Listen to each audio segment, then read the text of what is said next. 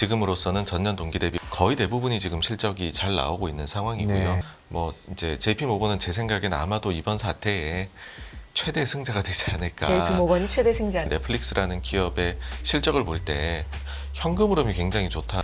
경영을 잘하고 있는 것 아니냐. 내일은 장 마감 후에 테슬라 실적 발표 예정돼 있다고 알고 있는데 놀라움을 만들어줄 만한 요소는 없지 않느냐. 사실 마진이 이제는 차량 쪽만 가지고서는 테슬라가 좋아지기는 어려운 현실적인 거를 좀 말씀을 드리고 싶습니다. 네. 또 간밤에 그 펀드 매니저 서베이 뱅크 오브 네. 아메리카께 나왔는데요. 지금 미국 채권으로 어마어마하게 간 것으로 네. 나타나고 있습니다. 예. 그 정도가 과거 딱 위기 수준들만큼 가 있습니다. 그런데 시장은 안 빠지고 있다. 우려의 벽을 타고 올라가는 전형적인 시장의 모습이다라고 생각을 우리의 합니다. 벽이요? 사실 너무 몰려가면 오히려 그 반대로 가는 경우가 많더라라는 겁니다. 네.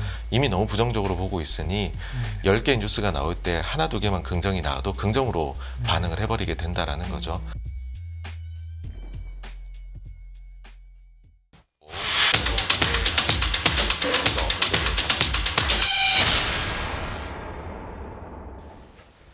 (86번가) 정광훈 대표님 바로 모셔볼게요. 안녕하세요. 안녕하세요. 네, 안녕하십니까.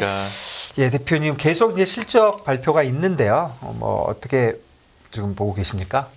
네, 당초 실적 시즌이 이번에 좀 부진할 것으로 네. 예상이 이미 되어 있었습니다. 네. 전체적으로 S&P 500을 보시게 되면은 그 주당 순이익 기준으로는 네. 6%한 중반 혹은 후반 정도의 네. 감소를 예상을 했었는데, 네. 근데 지금까지 나온 실적을 봐가지고서는 실적이 예상치를 사실 미국은 실적 시즌이 원래 네. 예상치를 상회하는 그런 기업의 숫자라든지 그 다음에 상회하는 폭 자체가 높은 것이 사실입니다. 네. 그런데 지난 한 4개분기 정도는 그게 계속해서 내려오고 있던 네. 상황이었었는데요. 그런데 이번의 경우 보시게 되면은 거의 대부분의 기업이 지금 실적을 예상치 대비해 가지고서 좋은 실적을 내놓고 있는 네. 상황이고요. 네. 그 폭 자체도 지금 최근 1년 들어 가지고서는 가장 좋은 상황입니다. 그래서 이제 원래 근데 초기에 기업들이 조금 실적이 잘 나오는 편입니다. 그 정도 염두에 두셔야 되는 게 예. 항상 좀 그렇더라고요. 네. 저는 이제 생각을 해보면은 조금 그래도 실적 시즌에서 빨리 발표하는 기업들은 좀 뭔가 그래도 정리가 잘 되고 네, 실적에 자신이 있지 않느냐. 그래서 스케줄이 다 정해져 있는 거 아니에요? 예. 예. 그래서 항상 보면은 조금 초기가 좋고 그다음부터 좀 내려가는 경향이 있기는 하지만 그렇군요. 어쨌든 예. 초기까지로 봐가지고서는 지금으로서는 전년 동기 대비 오히려 지금 감익이 아니라 예상치와 같은 감익이 아니라 증익으로 소폭의 증익으로 네, 예. 이번 쿼터가 진행이 되고 있습니다. 네, 그러다 보니까는 사실은 이제 실적이 되게 좋지 않을 것이다. 특히나 은행권 쪽에서는 뭔가 문제가 생기는 것도 있지 않겠느냐라고 했었는데 거의 대부분이 지금 실적이 잘 나오고 있는 상황이고요. 네. 최근에 이제 우려를 했었던 찰슈학 같은 경우에도 실적이 물론 예금은 많이 줄었지만은 왜 나쁘지 그거는 않- 예, 네, 예상한 예. 수준이었고 실적은 괜찮았고 네. 그 다음에 뱅크 오브 아메리카도 혹시나 여기가 좀 문제가 되지 않겠느냐. 네. 왜냐하면 자기 자본 대비 미실현 손실이 많다 예. 보니까 아주 초기 SVB 문제가 터졌을 때에는 우려감이 나왔었는데 네. 생각보다는 잘 버티고 예금이 1%밖에 감소를 안 했어요. 네. 그래서 산업 평균 대비해서 훨씬 좀 아웃한 그런 느낌이고요. 그리고 지금 소형 은행들도 실적이 나오고 있는데 예를 들면은 웨스턴 얼라이언스 같은 경우에도 우려를 많이 했는데 지금 시간의 주가가 실적을 발표하고 네. 좋습니다. 네. 그러니까는 우려했던 거 대비해 가지고서는 다들 네. 실적이 두 자릿대로 높은 숫자가 나오다 네. 보니까는 그런 게 아닌가 싶고요. 다만 이제 그 은행권 실적을 보다 보니까는 조금 한 군데가 눈길을 끌었던 거는 스테이트 스트리트인데 네. 여기 경우에도 아주 초대형 은행입니다. 네. 근데 실적이 일단은 제가 볼 때는 유일한 것 같아요. 그 예상치 대비해서 하회를 했고, 네.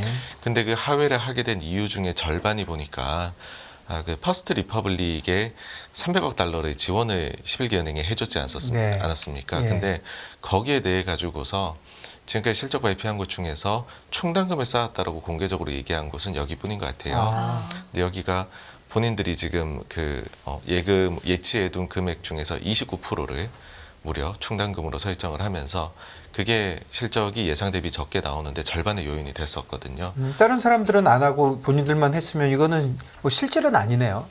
네, 근데 여기에 대한 그만큼의 이제 설왕설래가 있지 않느냐. 네, 그러니까 네. 이 돈이 정말로 다 우리가 안전하게 받을 수 있는 돈이냐 아닌 거냐에 대해 가지고서 좀 보수적으로 보는 것도 여전히 있고, 그러니까 아직까지 그 SVB 사태는 그래서 진행 중이나 예. 스트레스 정도가 내려갔다. 그런데 다행히 그 사이에 1분기 동안에 은행권에서 뭐 예를 들어 무리하게 이 사태를 좀 뒤집어 보려고 노력하다가 소위 말해 사고를 친 곳은 아직 나오지 않은 것 같다. 네. 그래서 좀 길게 말씀드렸는데 이렇게 정리가 될 것 같습니다. 뭐 픽스드인감 관련된 트레이딩 세일즈 쪽도 실적이 굉장히 좋다 뭐 이런 쪽으로 나오대요. 4분기는. 네, 그렇습니다. 금리가 이제 내리면서. 예. 네, 네. 그래서 조금 그 부분에서의 하여튼 스트레스 정도는 이제 네. 실제 이제 숫자들을 보면서 네. 조금씩 내려가고 있는 것 같습니다. 예. JP모건은 조금 안 좋게 나온 건가요? 시장의 다른 여타 은행 금융주 대비해서는 어떻습니까? 아닙니다. JP모건이 네. 제일 잘 나왔고요. 네. 이제 뭐 간밤에 사실은 골드만삭스가 FICC 쪽에서 생각보다는 네. 조금 이제 네. 예. 그 줄어든 면 네. 때문에 주가가 안 좋았던 면이 있고요. 뭐 이제 JP모건은 제 생각에는 아마도 이번 사태에 최대 승자가 되지 않을까. JP모건이 최대 승자다. 예, 예금도 네. 증가를 하고 뭐 가이던스도 상향하는 게 굉장히 뭐 그러다 보니까는 약간의 음모론들도 나오는 게 네. 아닌가. 소형에서 대형 네, 은행으로 옮겨가는 그런 움직임에 가장 큰 수혜를 봤다 이렇게 좀 보이네요. 예. 네, 네. 네. 빅테크 중에서는 또 넷플릭스가 장 네. 마감 후에 네. 공을 또 쏘아 올렸는데 네. 이 부분은 어떻게 보셨는지 궁금합니다. 사실 주가의 반응이 굉장히 격렬했다라고 네. 생각을 하고요.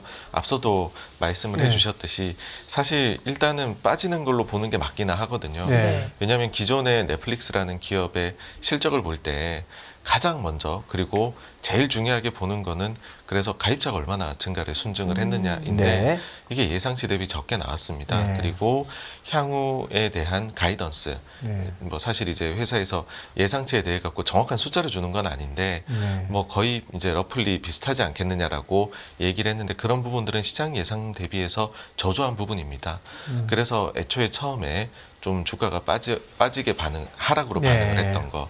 그거는 아주 전형적으로 넷플릭스 실적을 보던 분들이라면 네. 이제 그 보셨을 만한 광경인데, 근데 지금 얘기가 이제 그 뒤에 실적에 대한 해석으로 나오는 것 중에서 이 시간의 주가를 거의 보호까지 끌어올린 거는 현금 흐름이 굉장히 좋다를 좀 강조를 하는 것 같아요. 네. 그러니까 지금 넷플릭스라는 기업 자체는 원래 이 플랫폼들이 좀 성장을 위해 가지고서는 그 이제 현금 흐름보다는 뭔가 성장에 더 초점을 맞춰가지고서 네. 전략들을 짜게 되는데 작년부터 해서 넷플릭스가 현금 흐름이 굉장히 좋아지고 있는 상황입니다. 네. 근데 작년에 연간으로 현금 이제 순현금 흐름이 16억 달러였었는데 네. 1분기에만 20억 달러 이상의 순현금 이제 흐름이 나왔고요. 네. 그러다 보니까 연간으로도 뭐 작년 대비해서 2배 넘는 네. 그런 숫자를 보이지 않겠느냐. 네. 이고 그렇다라고 하면 회사 자체가 굉장히 뭐 최근에 몇 가지들 전략을 바꿔 나가고 있지 않습니까? 뭐 네. 광고를 좀 덧붙인다든지 아니면은 이렇게 가족 간의 계정 공유하는 거를 막아 네. 나간다라든지 그런 것들을 통해 가지고서 뭐 예를 들어서 순 가입자나 이런 거에서는 좀 예상한 것들 대비해서 변동이 좀 있을 수 있으나 현금 흐름 중심으로는 굉장히 경영을 잘하고 있는 것 아니냐. 그러니까 요 두 가지가 지금 충돌을 하고 있는 것 같습니다. 그래서 양쪽 다 뭐 일리가 있는 의견이다라고 보고요. 그리고 뭐 그렇다라고 해서 사실 순 가입자 수가 크게 이 쇼크를 줄 만한 숫자는 아니었습니다. 아, 예. 200만이 조금 넘게 증가할 걸로 봤는데 한 100, 이제 그보다 한 20% 정도 적게 100만 중후반 정도로 나왔거든요. 네. 그래서 뭐 이런 부분들이 뭐 실적에 대해서 뭐 굉장히 우려를 표명할 부분은 아니었던 것으로 해서 뭐 그래서 지금 시장의 반응이 이와 같이 나오고 있는 게 아닌가라고 봅니다. 네. 네, 실적 얘기를 좀 한 김에 내일은 장 마감 후에 테슬라 실적 발표 예정돼 있다고 알고 있는데 요거는 예상이 어떻게 지금 나오고 있나요? 좀 네, 부정적인가요? 그 테슬라의 경우에는 네. 지금 지난 분기 실적이 예상보다 잘 나왔었습니다. 네. 네. 근데 그때 당시에 잘 나오게 된 이유를 보게 되면 그 FSD라고 하죠. 자율주행 네. 관련해 가지고서 지금 테슬라의 회계는요. 자율주행을 업데이트를 하면은 그러면은 그 이제 수익으로 인식하는 부분들이 증가하는 그런 회계 구조를 가지고 있습니다. 네. 그래서 지난 4분기는 예상을 뛰어넘는 북미 쪽에 그 이제 이 자율주행 관련해서 업데이트 관련 수익이 들어왔었거든요. 네. 그 부분만큼이 어닝 서프라이즈를 만들어낸 요소인데 사실 이번 분기에는 그런 요인은 없습니다. 네. 그러다 보니까는 뭐 사실 제가 볼 때는 특별히 그렇게 그 놀라움을 만들어줄 만한 요소는 없지 않느냐라는 네. 게 첫째이고요. 어쨌든 테슬라의 경우에도 작년 그 이제 4분기부터 해가지고서는 차량 가격을 계속 네. 인하를 해 나가고 있는 상황이거든요. 네. 그래서 작년 여름이 차량 관련해서는 마진의 피크였었고 그게 지금 내려오고 있는 과정에 있는데 근데 아마도 이제 그 안정화 과정을 거쳐서 적정 수준 정도로 이제 찾아 나가게 되겠죠. 근데 그 부분 사이에서 이제 시장의 눈높이는 조금씩 내려가고 하는 과정을 거치고 있는 게 아닌가. 그래서 이번 실적 시즌에는 하여튼 그런 부분들이 이미 뭐 사실 지난 실적에서는 그게 처음 겪다 보니까는 이걸로 인해서 얼마나 마진이 감소할까에 대해서 좀 설왕설래가 많았는데 지금은 어느 정도 이걸 봤기 때문에 실적에서 뭐 컨센서스 대비해가지고 크게 벗어나지 않는 실적이 나오지 않을까라고 생각을 하고요. 그리고 조금 더 나아가서 테슬라에 대해서 말씀을 드리면 테슬라가 마진이 굉장히 높아졌었을 때 기대들이 뭐 이제 컸었습니다. 그에 대해 가지고서요. 그런데 그 부분은 사실 마진이 이제는 차량 쪽만 가지고서는 테슬라가 좋아지기는 어려운 현실적인 거를 좀 말씀을 드리고 싶습니다. 네. 그러니까는 그 차량 업체들이요. 굉장히 본인들이 전성기일 때가 있습니다. 예. 그럴 때의 마진이 피크 마진을 기록하는 그 수준을 보게 되면 이번에 테슬라가 순수 차량 쪽에서만 기록을 했었던 작년 중순에요. 그 마진 수준은 도요타가 최전성기일 때, 그 다음에 현대차가 최전성기였을 때, 그때의 마진은 오히려 조금 더 뛰어넘는 수준이 나왔었거든요. 그래서 뭐 제가 이제 그래서 내려가고 나빠질 거다 그게 아니라 그거는 우리가 알고 있는 하드웨어라는 걸 가지고서 뭔가 뚝딱뚝딱 할 때에는 현실적인 한계점이라는 게 있고 그거를 지금 테슬라에 대해서 투자자분들이 기대를 하시는 거는 엄청난 이제 뭐 예를 들어 그 전기차나 자율주행 쪽에서의 리더십을 가지고 마켓쉐어가 높아지는 것 혹은 자율주행이 실제로 이제 점점 더 가까워져 가면서 매출 인식이 막 붙는 거거든요. 네. 그러니까는 이제 그 차량 그 자체에서 마진이 얼마냐는 큰 이슈는 아닐 수 있다라는 거고요. 오히려 이제 이런 부분들을 어떻게 나아가느냐가 뉴스플로우를 타고 나오면서 뭐 자율주행에 더 가까워졌다. 이런 것들이 훨씬 더 중요하니까는 이쪽에 좀 초점을 맞추셔야 되지 않을까 싶습니다. 그렇네요. 그쪽에서 마진이 떨어지는 건 어떻게 보면 좀 자연스러운 현상이다 이렇게 봐야 되겠죠. 예. 네, 그렇습니다. 예. 뭐 차를 정말로 그렇게 오랜 기간 동안 기다려 가지고서 예. 받는다. 이게 사실은 정상적인 상황은 아니거든요. 그렇죠. 예. 그건 당연히 좀 내려갈 수밖에 네, 없는 예. 것이다라는 거를 뭐 염두에 두셔야 될 것 같습니다. 네. 네. 어쨌든 테슬라가 지금 185불 레벨인데 다시 뭐 300불, 400불로 갈런지 또 여기서 또 비슬비슬 할런지 네 관건입니다. 뭐, 워낙에 우리나라 예. 투자자분들도 많이 들고 많으셔서 계시는데 또 뭐 넷플릭스로 막 8%씩 오르락내리락 할까봐 좀 걱정이네요. 네, 테슬라 조금 더 말씀을 드리면은요. 예. 그 코로나가 터지기 직전에 네. 2020년도 1월 달에 아크 인베스트먼트에서 테슬라에 대해서 냈던 레포트가 있거든요. 네. 그 레포트의 내용이 사실 거의 주가를 설명을 해줍니다. 예. 그러니까 그때 당시에는 테슬라가 아직까지 돈을 못 벌던 때고 네. 현금이 이제 막 불타가던 그런 네. 시기였었거든요. 그때 당시에 기준을 세 가지로 잡았었더라고요. 예. 하나는 과연 이제 그 규모의 경제를 달성할 수 있느냐. 네.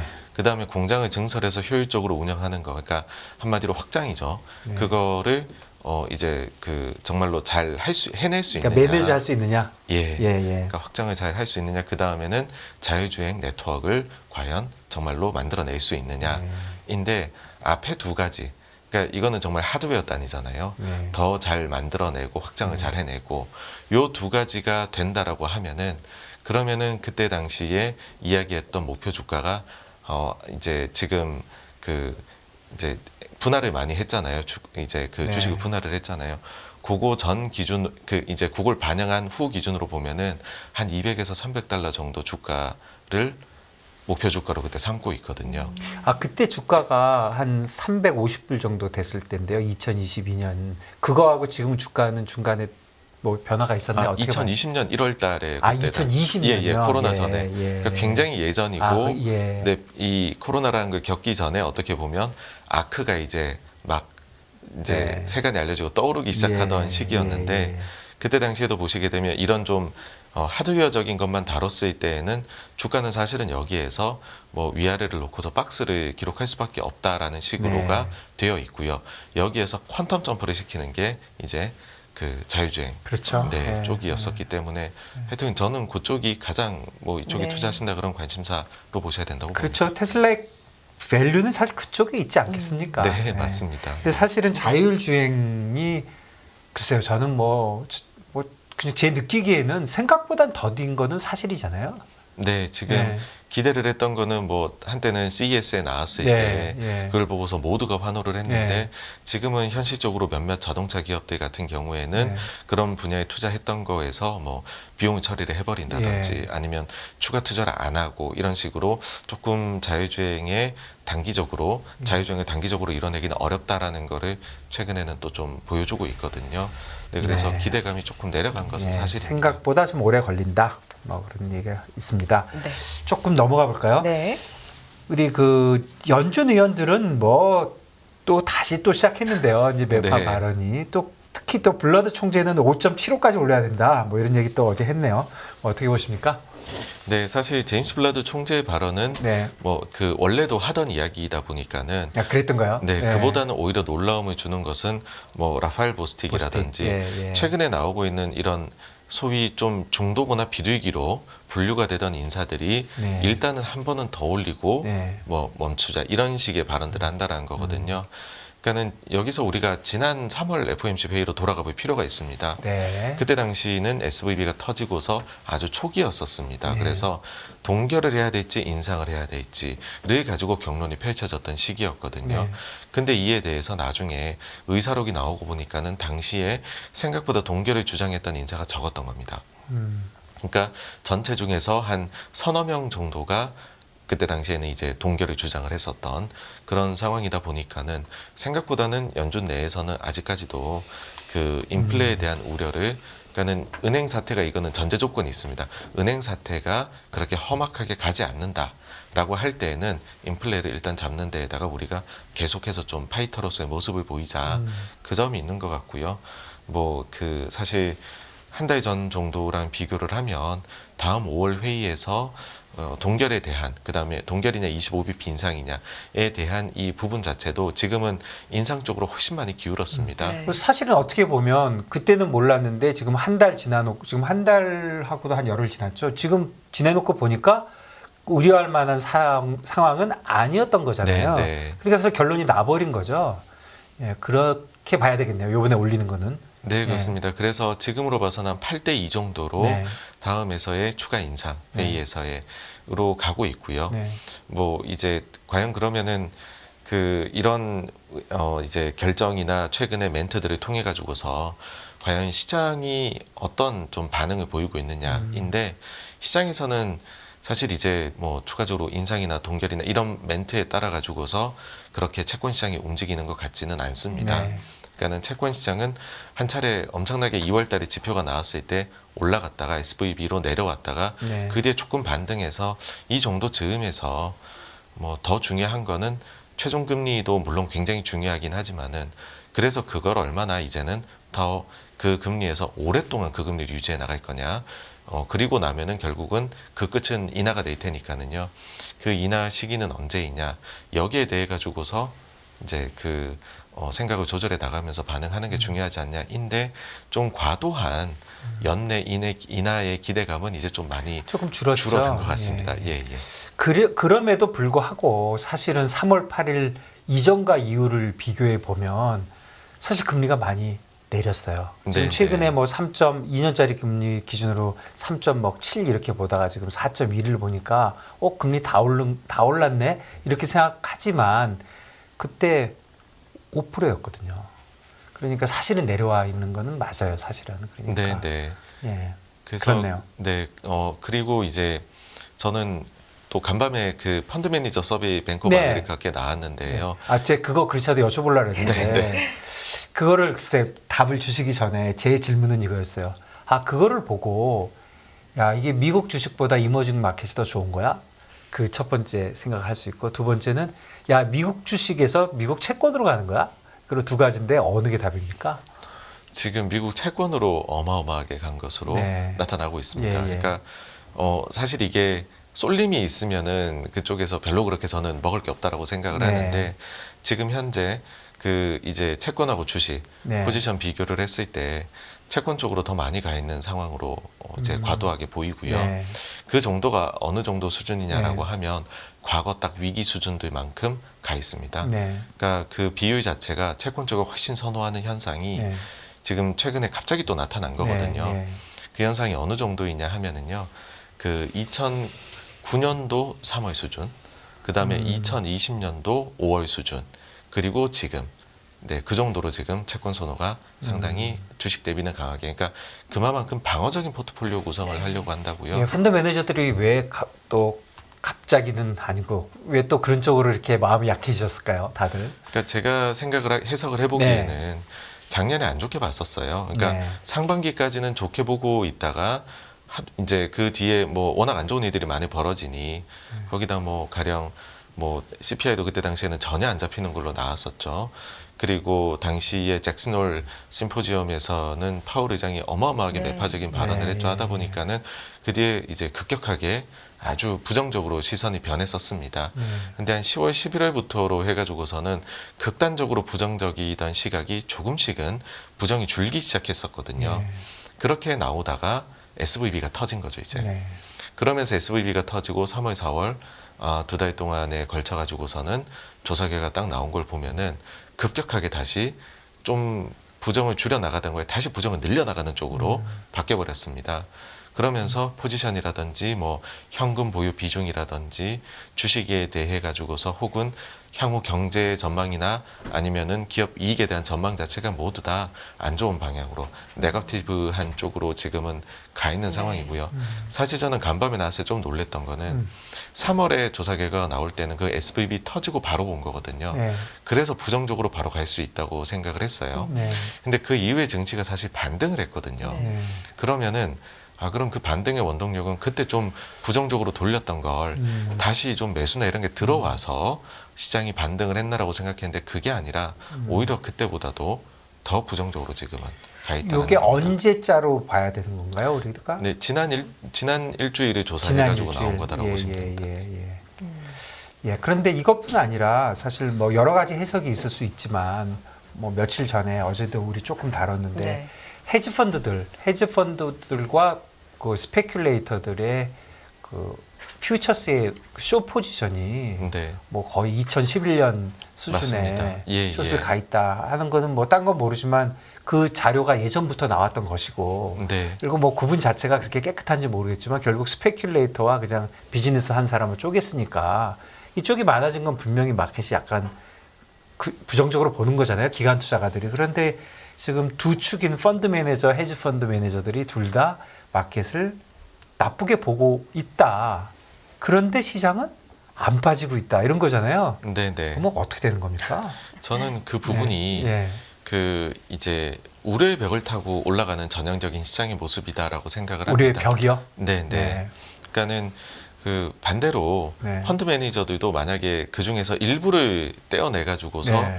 뭐 생각을 물어보고 예. 했다라고 하면은 그들 중에 뛰어난 성적을 올리는 이제 매니저들이라고 하면은 그 네. 조사 결과가 대중성이랄까 이런 것들은 좀 이제 떨어지지만 정확도는 높을 것 같아요. 네, 근데 예. 지금은 사실은 많은 사람들을 조사하다 보면 네. 이것 자체가 사실 그냥 시장의 소리이고 네. 오히려 이쪽으로 많이 몰려가 있다라는 네. 걸로도 볼 수가 있거든요. 네. 반대로 보게 되면은요, 채권 대비해 가지고 주식에 대한 선호가 엄청 지금과 반대로 높았던 시기들은 가령 예를 들면 2022년도 1월 이렇게 주식 시장이 피크를 기록할 때였습니다.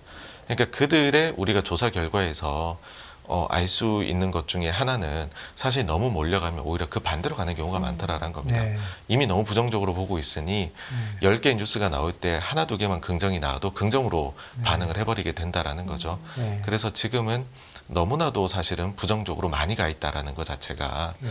그러니까는 이제 부정적인 뉴스에서 긍정적인 게 한두 개만 나와도 올라가게 만들어 버리는 그런 소위 말해 진짜 우려가 있는데 그중에 조금씩만 해결돼도 벽을 타고 올라가 버리는 증시 지금의 모습을 만드는 거 아닌가 싶습니다. 오히려 뭐, 나중에 예, 그렇네요. 어쨌든 뭐 좀 특징적인 현상은 좀 제가 봐도 좀 드문 현상인 것 같은데 펀드 매니저, 헤지 펀드 이런 데들은 굉장히 포지션을 이렇게 빠지는 쪽으로 크리에이션을 많이 하고 시장은 별로 안 빠지고 또 볼러틸리티, 빅스 같은 거는 또 낮아요. 그러니까 빠질 것 같다고 보지만 시장은 야 움직이지도 않을 것 같은데 무슨 소리 하는 거야. 이렇게 보고 조금 모르겠네요. 여기서 진짜 말씀대로 우려의 벽을 타고 올라가는 건지 결국 전문가들의 생각이 맞는 건지. 그러니까 좀 여기저기에서 네.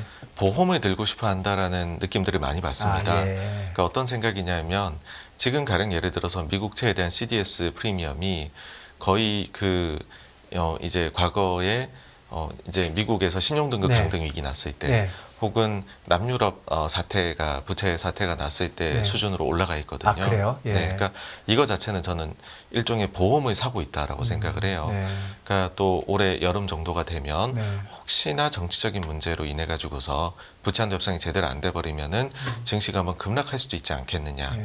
근데 이런 식으로 보험을 사두게 됐던 게 만약에 그 일이 발생하지 않게 되면 그게 오롯이 사실은 상승의 자양분이 돼 버리거든요. 아, 그런 비슷함을 봤던 게 2020년도였습니다. 네.